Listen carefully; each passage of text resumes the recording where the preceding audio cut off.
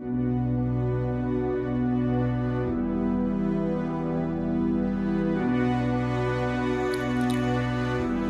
ଗୋଟିଏ ଧମାକେଦାର new Bollywood upcoming movie ଆସିବାକୁ ଯାଉଛି, ଯାହାକି ମହାଦେବ ଫିଲ୍ମ ପ୍ରଡକ୍ସନ ଦ୍ୱାରା ଏ ମୁଭିର ସୁଟିଂ ଅକ୍ଟୋବର 6 ତାରିଖରୁ ଆରମ୍ଭ ହେବ।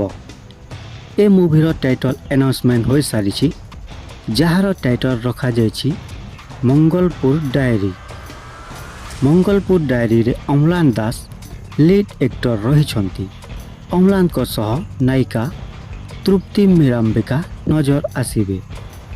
ମଙ୍ଗଲପୁର ଡାଏରୀ ମୁଭିର ଡାଇରେକ୍ଟର ଅଛନ୍ତି ସୁଧାଂଶୁ ମୋହନ ସାହୁ ଓ ପ୍ରଡ୍ୟୁସ କରିଛନ୍ତି ପ୍ରମୋଦ ସ୍ୱାଇଁ। ମ୍ୟୁଜିକ୍ ଦେଇଛନ୍ତି ସୋମେଶ।